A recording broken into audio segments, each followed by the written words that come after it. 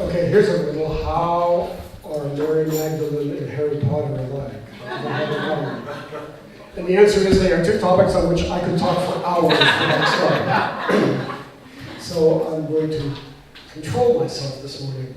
We are in the second Sunday of our focus for July on Mary Magdalene. Her feast day is July 22nd. It's not exactly this year, but it's time to the full moon, because that is the time when the goddess energy, I think, is at its peak in our collective consciousness. And I have been amazed and delighted at the interest that is being generated. It just seems to me that Mary Magdalene's time has come. And people are beginning to say, tell me again what her hit on it was. And here's the thing, here's the important thing. I have realized that in order to do her justice, I have to tell the Mary Magdalene story. It's not enough to talk about Mary Magdalene's influence on the Jesus story. We know the Jesus story. And we know that their stories interact and interwove. But her story is her story. And you may say, none of this you can't prove any of this is historically true. And I say, absolutely right. You can't prove any of the Gospels are historically true either. It's not about historically true. That's not what they were written for. It's about spiritual truth. It's about spiritual truth. Do they resonate? Do they tell us something we need to know about ourselves? And do they offer some guidance and some suggestions for the work we're here to do in physical form as the spiritual beings we now know we are? As I said, I can't go through the whole thing, but it's quite clear to me, and I draw this from just a lot of reading from many, many sources. In the immediate aftermath of the ministry of Jesus, Mary Magdalene had a very significant role and was widely recognized as such. But it's faded through time. But it's important to realize that she was recognized as the disciple to the disciples. She was the one they turned to until they decided not. And we'll talk about that moment when the two stories separated again. When they came together, I think, when Jesus returned from wherever he was for those many years of his life that we know nothing about. Clearly, given who he was when he came back, it was a spiritual journey of some deep power, yeah? And my pick of the legends of Mary Magdalene is that she was not Jewish. She was raised in a different tradition. She was the priestess of the mystery schools. She was a priestess of the goddess. And she went through the same process of becoming aware, becoming awake, remembering the truth that Jesus had. And when Jesus returned, his mother Mary knew Mary's mother and brought them together because they had both been through the same thing. Now, I grant you that when a Jewish mother brings her single son together with a single woman, there's probably something in mind that is not quite totally spiritual, and we don't know whether that ever happened or not. And as I've said here 1,000 times, it doesn't matter. It is insulting to Mary Magdalene to suggest that the only possible importance she could have is as a wife to Jesus. She was a strong spiritual energy in her own right.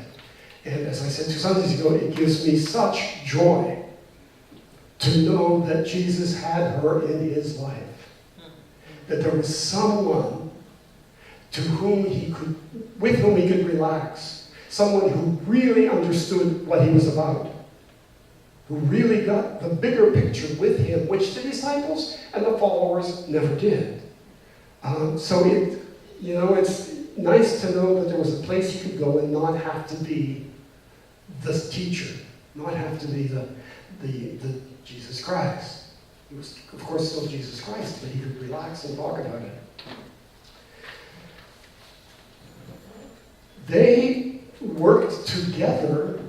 They recognized that because of the nature of the times, it would only be effective if he were the spokesperson, so to speak, that her time would come later, and I think is the hand now. But they worked together to themselves. They knew they were working together as equals because there is no hierarchy in spirit, so how could it not be true? She supported him, she worked with him, she stood watch through all of the final days of his ministry, knowing what he was trying to do, knowing that he was going to move through the death experience, come out the other side to show and demonstrate that there was nothing to fear about death.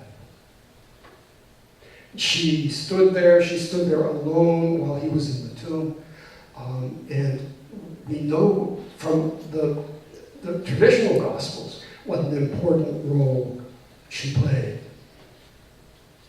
And then we come to the Gospel, what is known as the Gospel of Mary Magdalene, the fragments of it we've had for a while, and what is now known as the Gospel of the Beloved Companion. And I have shared about that many times here. It is a work that has brought me great joy and great peace and great insight.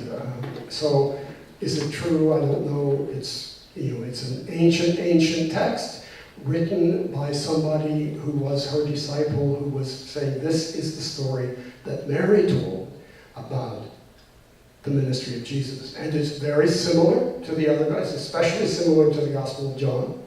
In fact, there are those who believe, and I agree with them, frankly, that the Gospel of John was a rewrite of the Gospel of Mary Magdalene because the Gospel was so popular they couldn't ignore it, but they didn't want to put a woman in that position in the Bible. The church became, when you think of all the strong women there are in Hebrew Scripture, it's kind of surprising, but the church became very, very nervous about giving any sort of power or recognizing any sort of power in women. And so that held her apart for a while. It is said in her gospel that she was with all the disciples in the upper room. I visited the upper room when I was in Jerusalem. Actually, I visited both of them. There are two upper rooms, and they fight over which one is the real one, but it really doesn't matter. It's about the energy of believers. It's not about historical fact. Jesus appears to them and basically wishes them well and tells them to go out and share the truth, and then leaves. Now, this is one version of the story. In another version, in the Gnostic work,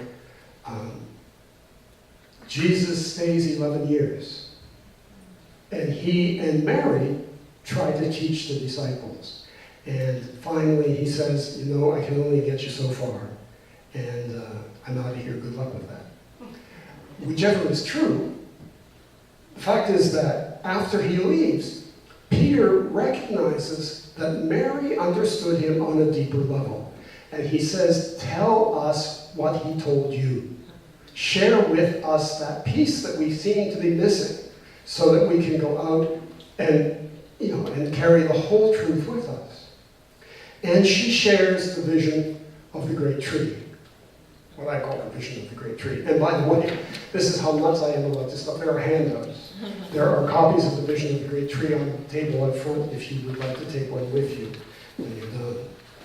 So she is trying to explain what Jesus was about, trying to give an overall structure, trying to describe the tree on which his teachings can hang like ornaments and serve us along the way.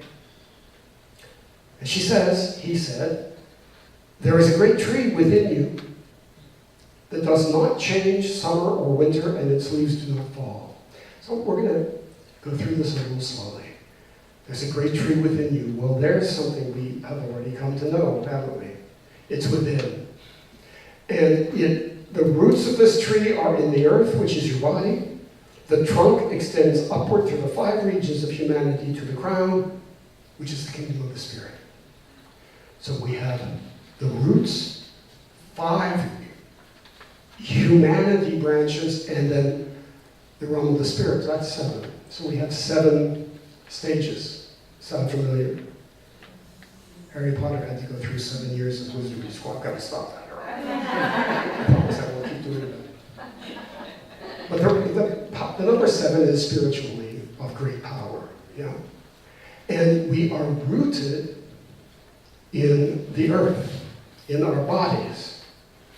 And I immediately think of the 7 chakras, which carry us exactly up that same tree, from chakra to chakra. So there is the roots chakra. There are 5 chakras that deal with our being human. And then there's the ultimate chakra that deals with our spiritual truth, our spiritual identity. There are 8 great boughs upon this tree, and each bough bears its own fruit, which you must eat of in its fullness. So it is not a race to see who can get to the top of the tree first. This is spirit. There's no competition. There's no hierarchy. There is truth.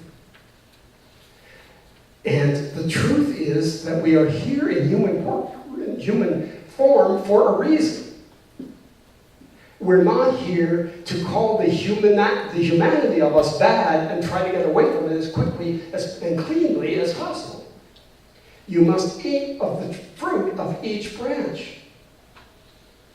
Don't just be looking for the next branch. In fact, he says, between each bough is a gate and a guardian who challenges the unworthy who try to pass. And then we have the 8 great boughs. The first 4, from the roots on up, have to do with releasing some of our humanity and assuming some of our spiritual truth. So that for the first great bough, we release judgment and wrath. We receive love and compassion. Well, how can you release judgment and wrath if you haven't been willing to experience it? If you haven't been willing to go through those experiences that make you wrathful, that cause you to judge, and then decide to replace those energies with love and compassion. The second great bough, we release ignorance and intolerance, and we receive wisdom and understanding. And it's not about standing and just receiving. It's about earning that shift, It's about experiencing the shadow and saying, I think I prefer the light. I think I prefer the truth. The third great bough, we release duplicity and arrogance. We receive honor and humility. The fourth great bough, we release the weakness of the flesh and the illusion of your fears. And we receive strength and courage. Strength and courage. That is the path through our human resistance. And I think you can see, I hope you can see how beautifully Jesus gave us specific teachings to help us on each bough. You can, and I have, gone through, for example, the entire Sermon on the Mount, starting with the Beatitudes. And you can hang each teaching upon its proper bough and see that Jesus was preparing us for this journey that each of us must make to fully becoming Spirit expressing. And that's the piece that for me has been long missing. We had the teachings, we didn't have the tree. We didn't have the framework that Jesus wanted us to understand in order to work with these teachings effectively. And then the final 4 boughs, it's just about receiving. We are at a point where we don't have to go through negative choices and experiences, or we will probably, but there'll be lower branch choices and we can recover from them quickly. We receive clarity and truth, and then we receive power and healing, and then we receive light and goodness, and finally we receive the grace and beauty of the Spirit. So it's a journey that each of us is upon, a journey that each of us agreed to undertake when we planted ourselves as the roots of that tree, yeah? When we came into human form. And it's about the process of making the choices that transform our human tendencies into spiritual understanding. And those choices are creative. Those choices create that top branch, which is called the kingdom of heaven. And there's no racing through it. Nobody is born higher up the tree. Well, I'm not sure that's true. I think in previous lifetimes you may have, you may be able to get through the lower branches faster, don't you think? Some people are able to do that, and we call them spiritual leaders, and we trust them, and we look to them for guidance. Not because they are greater than us, or wiser, or more of God than us, but because they've been through the tree and they have something to offer us along the way. So the vision of the great tree, each level a bough that we must explore. We must eat of its fruit. We must know what it means to be wrathful and what it means to be judgmental, what it means to be prejudiced. And then we must consciously choose to release that and accept its spiritual counterpart, accept its expression as truth, accept the oneness. So it's not, I did this once and so am I in heaven yet. No, you did this once and so you're further along the path. And there will be those guardians at each bough saying, you're not quite ready yet. You're not quite ready. Go eat a couple more apples on this bough, and then we'll see about the next bough. Does that resonate with you at all? I just find this so helpful and so powerful and empowering, and so clear about the difference that evolved between the story of Jesus and the story of Mary Magdalene. Because after his human ministry, the stories go in very different directions. Very different directions. Peter said, we gotta find a church. And I think the first instinct of the apostles, as you can see from the gospel, is fear. She gives them this teaching, and they say, we can't go out in the world and teach that. People will think we're crazy. They'll say, look what they did to Jesus, for heaven's sake. We can't do that. We just can't. And Peter says, I'm not going to believe, you're a woman. You're a woman. Why should we, you're a woman. Why should we listen to you? Why should we honor what you say Jesus told you? And some of the disciples immediately agree with him. And they go off back into their Jewish world. Remember, Mary Magdalene was not a Jew. They go back into their Jewish world, and their focus is on assimilating what they remember of the teachings of Jesus, which are at a much simpler level, into the Hebrew faith so that he might become a Jewish prophet. And that becomes the basis of the Christian church, the structure. Peter was all about structure, the hierarchy. Mary Magdalene and Thomas and Philip and some others, of course, whose names we do not know, they didn't fight that. They didn't try to change it. They went off and did their own thing. They went off and created a different story and created a different path. And that story is a story not of hierarchy, but of personal empowerment. That's a story that says Jesus was not about creating another church you have to obey, just the opposite. He was about awakening within you your consciousness of your divinity so that you trust every choice you make. Every choice. You don't need to be told what God says. You don't need to listen to a pope and bishops and priests. You just need to listen to your heart. You need to believe in yourself as divine. And once you do, life becomes an adventure. We still have problems, Sometimes I think, geez, I'm spiritually aware. Why do I have to go through this again? Why do I have to still pay bills? Jeez, come on. And the answer is because it's part of the human adventure. And responsibly paying bills and lovingly tithing and working with money is a part of the particular vow we need to be on right now. You know? It's interesting to, choose these words carefully. It's interesting to look at the political landscape, for example, and say, well, here are some interesting lessons to learn. What do I have to release? What knee-jerk reaction do I need to let go of for vice presidential candidates? And what do I want to replace that with? What do I want to replace? Well, with the awareness that they are divine as well. They are expressing their divinity as well. They are acting out their roles, and they're not doing anything we collectively haven't told them to do, haven't asked them to do. They are out picturing for us some of our own negative energy, some of our own judgments, and some of our own discrimination, so that we can say, you know what? I don't think so.